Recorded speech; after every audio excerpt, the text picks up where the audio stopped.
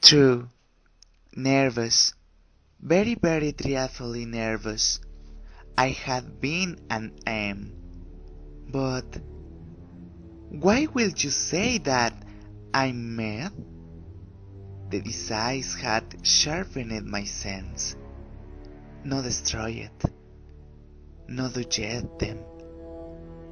Above all was the sense of hearing acute. I heard all things in the heaven and in the earth. I heard many things in hell. How, then, am I a man? Hearken and observe how heartily, how calmly I can tell you the whole story. I love the old man. He had never grown me. He had never given me insults. For his gold I had no desire. I think it was his eye. Yes, it was this. One of his eyes resembled that of a vulture, a pale blue eye, with a film over it. Whenever it filled up me, my blood ran cold, and so by degrees, very gradually, I made up my mind to take the life of the old man, and thus rid myself of the eye forever. Now, this is the point. You fancy me mad but now nothing, but you should have seen me. You should have seen how whistle I proceeded, with what caution, with what foresight, with what dissimulation I went to work. I was never kinder to the old man than during the whole week before I killed him, and every night, about midnight, I turned the latch of his door and opened it. Oh, so gently, and then, when I had made an opening sufficient for my head, I put in a dark lantern, all closed, so that no light shone out, and then I thrust in my head. Oh, you would have loved to see how cunningly I thrust it in. I moved it slowly, very, very slowly, so that I might not disturb the old man's sleep.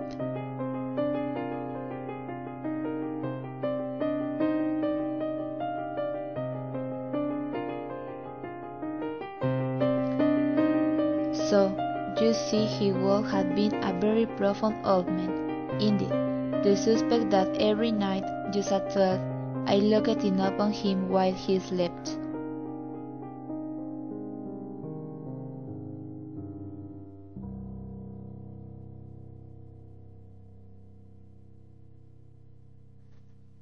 Upon the eighth night, I was more than usually cautious in opening the door.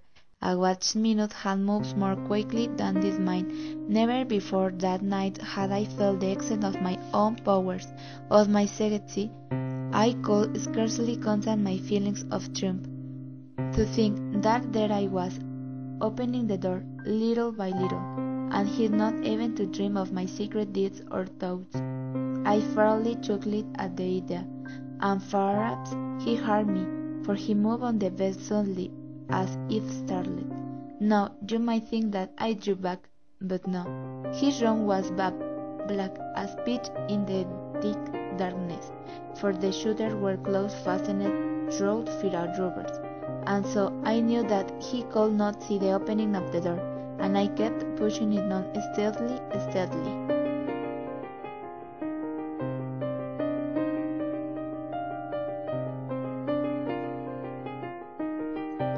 I had my head in, and was about to open the lantern, when my thumb slipped upon the string fastening, and the old man sprang up in the bed, crying out, "Who is there?"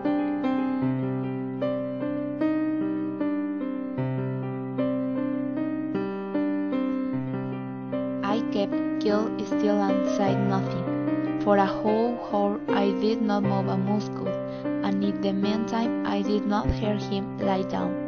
He was still sitting up in the bed listening, just as I have done, night after night, hearkening to the dead watches in the wall.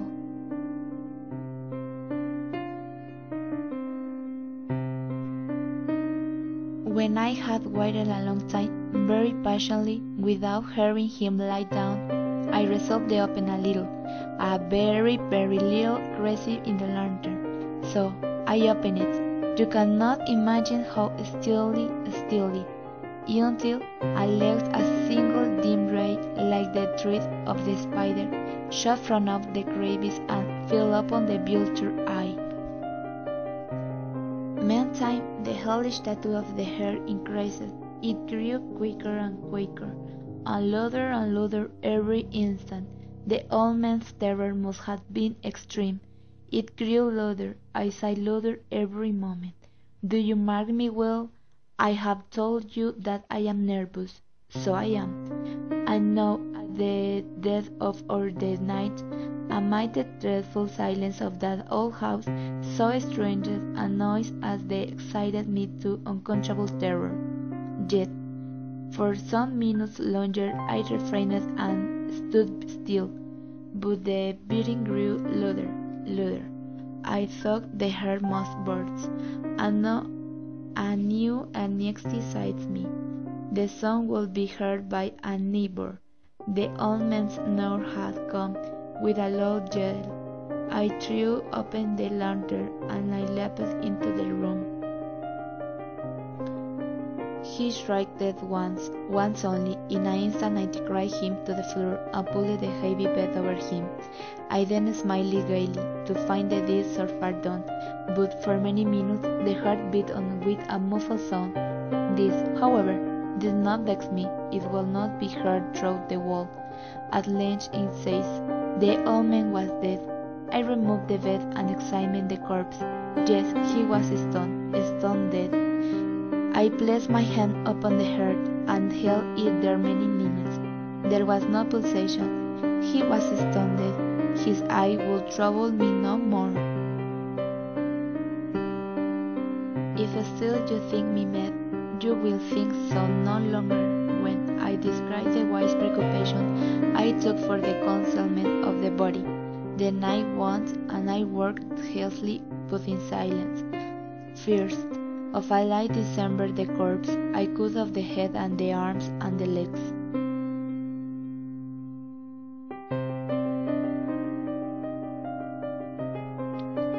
I smiled, for what had I to fear? I bade the gentleman welcome. The shriek I saw was my own in a dream. The old man I mentioned was absent in the country. I took my visitors all over the house. I bade them search well.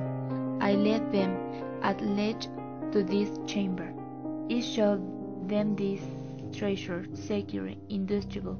In the enthusiasm of my confidence, I brought chairs into the room, and decided them here to rest from their fatigues, while I myself, in the widowdicity of my perfect triumph, placed my own set upon the very spot bed which reposed the corpse of the victims. The officers were satisfied. My manner had convinced them. I was singularly at ease. They sat, and while I answered shortly, they chatted of familiar things, but ere long I felt myself getting pale and wished them gone. My head ached, and I fancied of ringing in my ears, but still they sat and still chatted. The ringing became more distinct. It continued and became more distinct. I talked more freely to get rid of the feeling, but it continued and gained definitives, until at length I found that the noise was now within my ears. Oh God, what could I do? I foamed, I rebelled, I swore. I sunk the chair upon which I had been sitting, and grated in upon the boards. But the noise grows over all the continually increased. It grew louder, and still the men chatted pleasantly, and smiled. What is possible they heard not? All me good.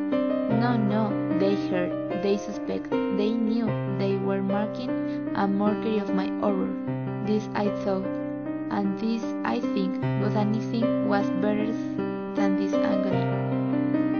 Anything was more terrible than this derision. I could bear those hypocritical smiles no longer.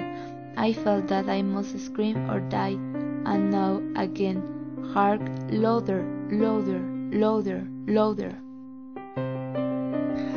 I shirked, dissemble no more. I admit that. There hope the plagues, Here, here!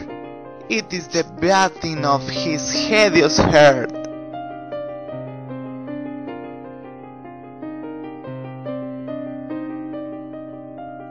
It is impossible to say how fierce the idea had entered my breast, but once conceived, it haunted me day and night.